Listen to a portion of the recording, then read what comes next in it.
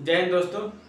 आज हम modern history के स्वतंत्र राज्यों के बारे में चर्चा करेंगे, जिसमें पहला हैदराबाद है।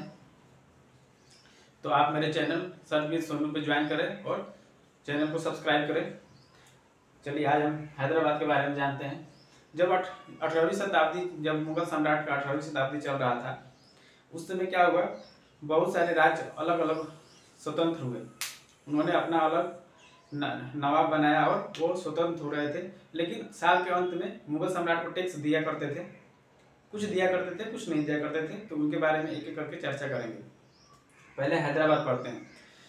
हैदराबाद की कहानी है, 1719 से लेकर 1748 में मोहम्मद शाह रंगीला शाह गद्दी पर बैठा। वो शहद बंधुओं की सहायता से बैठा था। इससे पहले जो था, फरुखसियर भी शहद बंधुओं की सहायता से बैठा था। फिर फरुखसियर को शहद बंधुओं ने ही मारा था। तो मोहम्मद शाह को डर था कि ये कहानी फिर मेरे ऊपर ना आए। तो उसने क्या किया, निजामुल मुल्क को, यानी निजामुल मुल्क या चिनकुलिज खां, दोनों एक ही बंदे थे, उसको बुलाया और शहद बंधुओं को मारने की प्लानिंग किया। फिर शहद बंधुओं को चिनकुलिज खान ने मार डाला, यानी निजामुल मुल्क ने मार डाला। इसके बदले उसने मोहम्मद शाह ने दक्कन का नवाब बना दिया। किसको? चिनकुलिज खान को या निजाम उल मुल्क को। निजाम उल मुल्क को दक्कन का क्या बना दिया? नवाब बना दिया। लेकिन ये कहानी ज़्यादा दिन तक नहीं चली। 1724 में चिनकुलिज खां या निजाम उल मुल्क है, उसने क्या किया, एक स्वतंत्र राज्य की स्थापना की। स्वतंत्र राज्य की स्थापना कर ली 1724 में। हालांकि वो हर साल के अंत में मुगल सम्राट को टैक्स दिया करता था, लेकिन वो स्वतंत्र हो गया। उसका सारा नियम कानून और जो भी राजस्व के नियम कानून थे, राजस्व वसूली के, सभी एक खुद तय करता था। कौन? चिनकुलिज खां या निजाम उल मुल्क।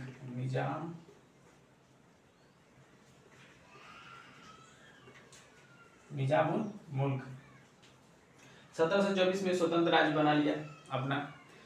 1724 में स्वतंत्र राज्य बना लिया। इसके शासनकाल में क्या क्या हुआ था, मराठों ने इस पर आक्रमण किया और चौथ लेने के लिए विवश किया। मराठों ने आक्रमण किया। मराठा क्या करते थे? लूटमार करते थे। वो शासन नहीं करते थे उस इलाके में, लूटमार करते थे और साल में एक बार चौथ मांगते थे कि हमें एक बार साल में टैक्स चाहिए। उसे हम चौथ बोलते थे। मराठों का टैक्स मांगने का जो तरीका था उसे चौथ कहा जाता है। तो मराठों ने चौथ स्वीकार कराया था निजामुल मुल्क से। फिर इसकी मृत्यु 1748 में हो गई। 1748 में इसकी मृत्यु हो गई। 1748 में इसकी क्या हो गई? मृत्यु हो गई। निजामुल मुल्क की मृत्यु कब हो गई? 1748 में हो गई। 1748 में मृत्यु के बाद इन दो इसके बेटे और इसके पोते में उत्तराधिकार का युद्ध हुआ। उत्तराधिकार का युद्ध मतलब राजगद्दी पे कौन बैठेगा, उसका युद्ध हुआ। तो उसका बेटा था नासिर जंग और इसका पोता था मुजफ्फर जंग। तो उस समय फ्रांसीसी भी यहीं पे थे। उस समय फ्रांसीसी आ चुके थे। 1664 में फ्रांसीसी आए थे इंडिया में। तो उस समय उन्होंने क्या किया, मुजफ्फर जंग था, उसका सहायता किसने किया? मुजफ्फर जंग का सहायता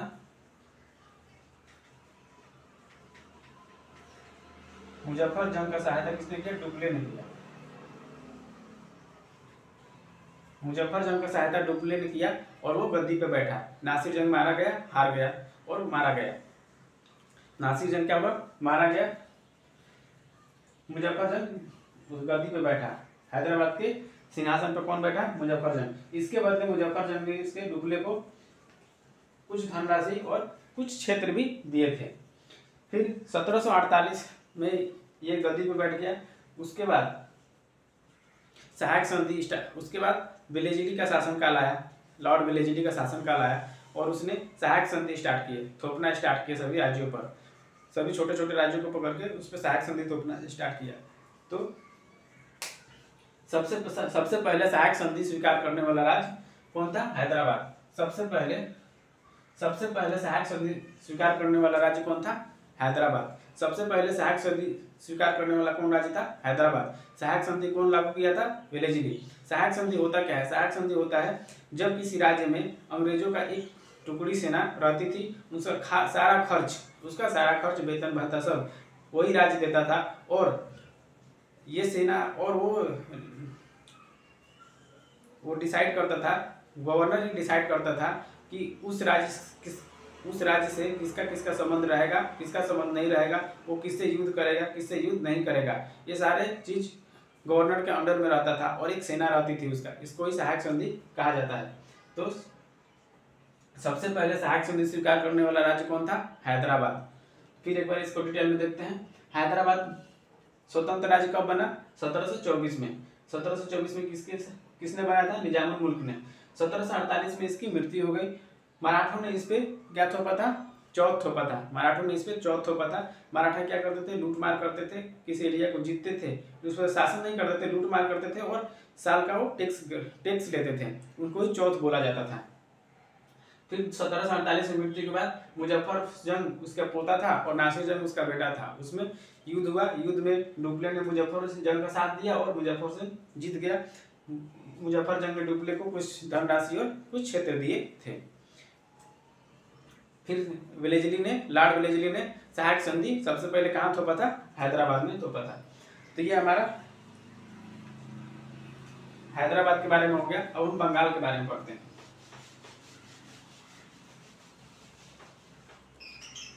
अब हम बंगाल के बारे में पढ़ते हैं। बंगाल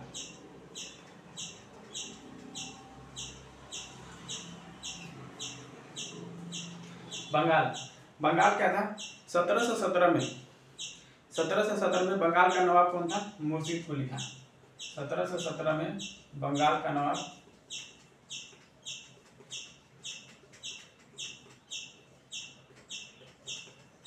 मुर्शिद कुली खान था। 1717 में बंगाल का नवाब कौन था? मुर्शिद कुली खान। 1717 में बंगाल का नवाब कौन था? मुर्शिद कुली खान। ठीक है,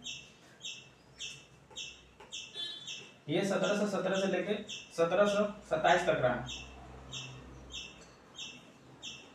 1727 तक रहा। 1727 के बाद 1727 में इसकी मृत्यु हो गई। फिर सुजाउद्दौला आया।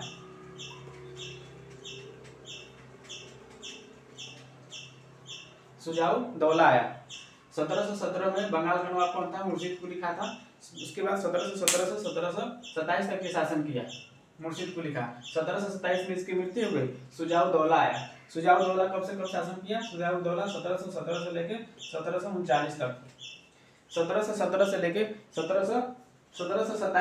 1739 तक सुजाउद्दौला ने शासन किया। 1717 से लेके 1739 तक सुजाउद्दौला ने शासन किया। उसके बाद सुजाउद्दौला की हत्या हो गई। हत्या किसने किया? अलीवर्दी खान।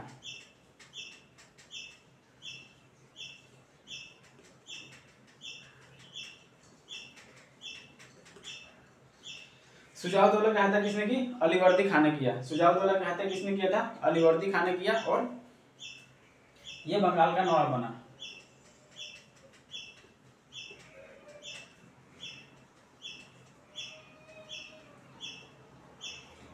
अलीवर्दी खान क्या हुआ?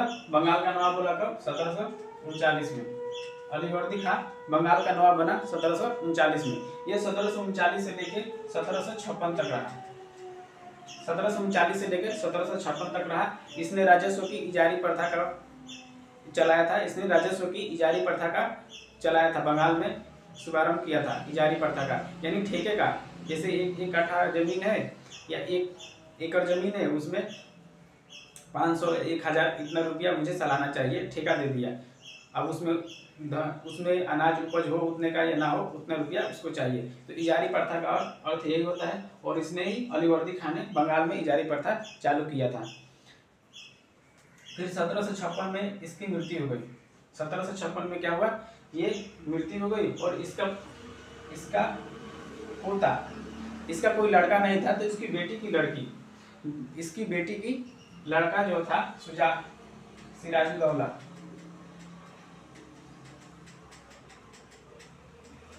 इसकी बेटी थी, उसका लड़का सिराजुद्दौला था, यानी इसका नाती हुआ सिराजुद्दौला का नाना कौन था? अलीवर्दी खान।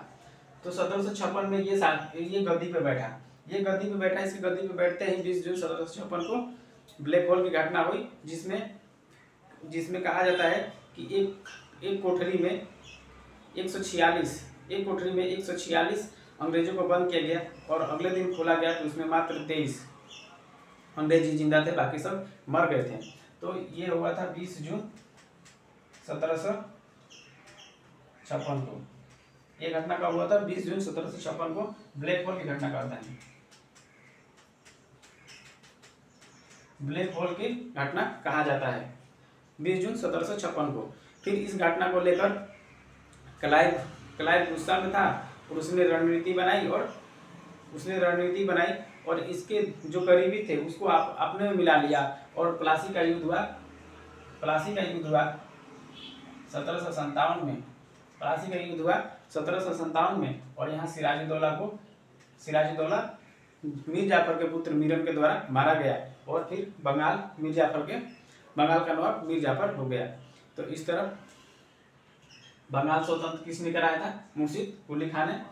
एक बार रिवाइज करते हैं। मुर्शिद कुली खान ने बंगाल को स्वतंत्र कराया था। 1717 से लेकर 1727 तक मुर्शिद कुली खान था। उसके बाद शुजाउद्दौला आया। शुजाउद्दौला 1739 तक था। उसकी हत्या अलीवर्दी खान ने कर दी थी।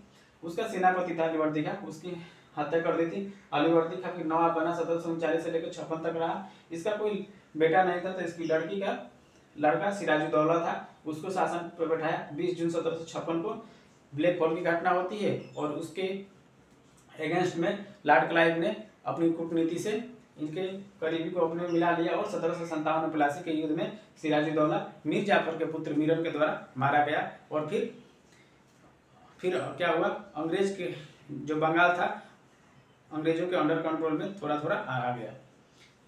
तो आपको ये वीडियो कैसा लगा? जय हिंद। लाइक एंड सब्सक्राइब करें।